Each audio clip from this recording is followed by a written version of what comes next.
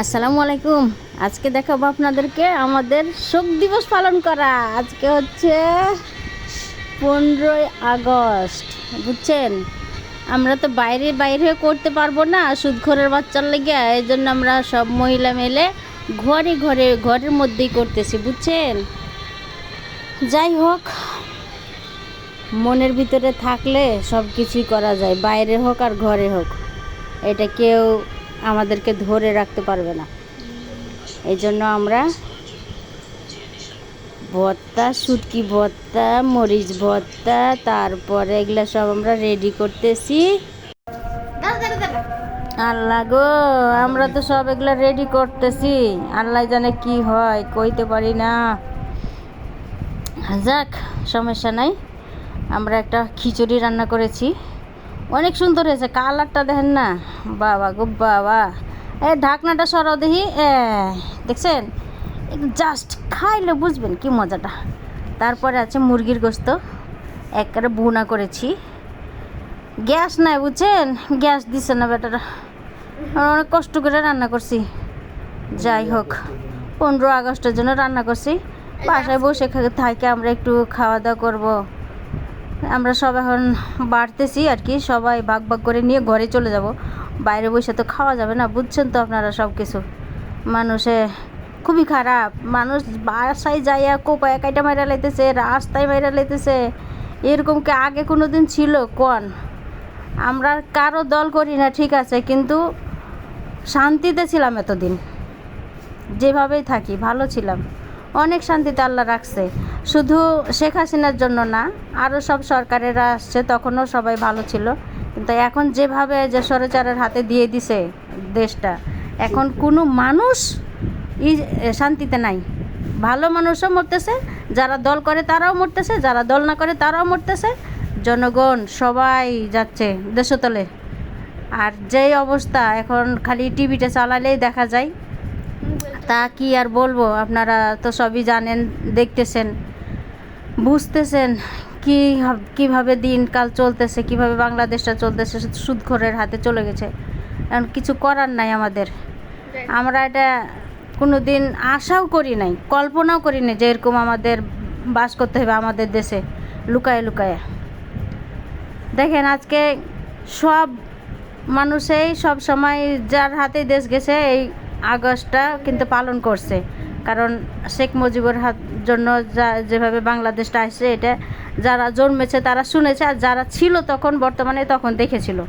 কিন্তু সবাই পালন করছে, কিন্তু যে সুদখোরের বাচ্চা আছে না, এই কিন্তু পালন করতে দিল না। গতবারও দিছে না, আর এবার করতে দিল না, বুঝছেন।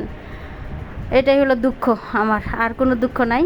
কিন্তু মনে করেন না যে আমরা রাজনীতিতে আছি।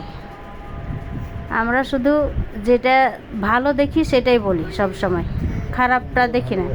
আমি বাংলাদেশকে যেমন ভালোবাসি তেমন ভালোবাসতাম আমার বঙ্গবন্ধুকে, কিন্তু তারে যেভাবে অপমান করেছে, তার ছবিকে নিয়ে, তার সব কিছু সব জায়গাতে, যেমন 32 নাম্বার, তারপরে টুঙ্গি, কোনো জায়গায় বাকি রাখে নাই কেউ।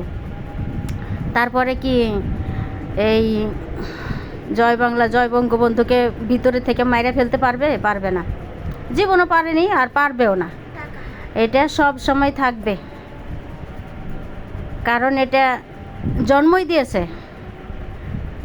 যেটা আমি বলতেছি এটা তো আপনারা বুঝছেন নাকি, জন্মই দিয়েছে বাংলাদেশকে। তার জন্য এটা আমরা বাইচে থাকলেও থাকবে, আমরা মরে গেলেও থাকবে, চিরদিনই চির অমর হয়ে থাকবে বাংলাদেশ। আর জয় বাংলা, জয় বঙ্গবন্ধু, বুঝছেন। এটাকে কেউ শেষ করতে পারবে না, কেউ মিটিয়ে ফেলতে পারবে না, এতে যতই যে আসুক না কেন। এটাই আর কি। না গো, আমার না মনটা অনেক খারাপ আজকের জন্য, যে একটু ফুল দিয়ে কেউ যাইয়া দিতে পারতেছে না। হ্যাঁ, কি আর বলবো। সবাই ভালো থাকেন, সুস্থ থাকেন। আর এ পর্যন্তই আমরা করতেছিলাম। আমরা সবাই এখন খাওয়া দাওয়া করবো, সব কিছু রেডি হয়ে গেছে, আমরা প্রস্তুতি নিয়ে নিয়েছি। সবাই সবার জায়গা মতো চলে যাবে, খাবার নিয়ে দিয়ে সবাই খাওয়া দাওয়া করবে। আর সবার জন্য শুভকামনা রইল। আর সবাই যে যেখানে আছেন সবাই শোক পালন করেন, সবার মতো করে করেন, বঙ্গবন্ধুর জন্য, তার পরিবারের জন্য, একদিনে যতগুলো মানুষকে মেরে ফেলেছে তাদের জন্য দোয়া করেন। এটাই চাই, আর কিছু চাই না।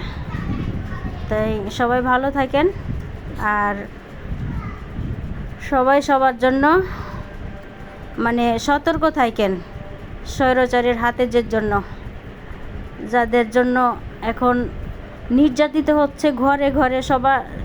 যেমন মনে করেন যে স্বামীর সামনে স্ত্রী হচ্ছে, স্ত্রীর সামনেও কিন্তু তেমন স্বামীও হচ্ছে, দেখা যাচ্ছে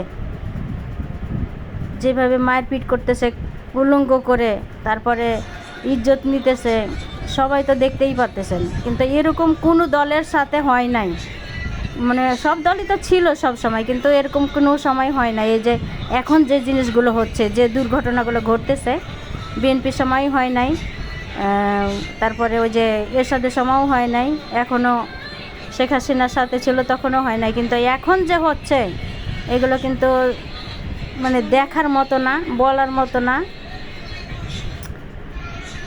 আপনারা কেউ আমার উপরে রাগ করেন না, বুঝছেন? আমার সব কিছু দেখি তো টিভিতে, দেখে আমার অনেক কষ্ট লাগে, এই জন্য আমার এই কথাগুলো বললাম আর কি। আমার এসব কথা শুনে আপনারা মন খারাপ করেন না। এত মা বোনের ওপর অত্যাচার হইতেছে এখন বর্তমান এই 1 বৎসরে, তা 16-17 বছরে হয় নাই, আর আগেরগুলো তো বাদই দিলাম। যাই হোক, আর কি বলবো আপনাদেরকে, আপনারা তো সব কিছু দেখতেই পাইতেছেন, জানতে পারতেছেন, শুনতে পারতেছেন, এটা তো আর বলার মতো না। সবার বিবেক বুদ্ধি তো আছেই। আল্লাহ হাফেজ, ভালো থাকেন।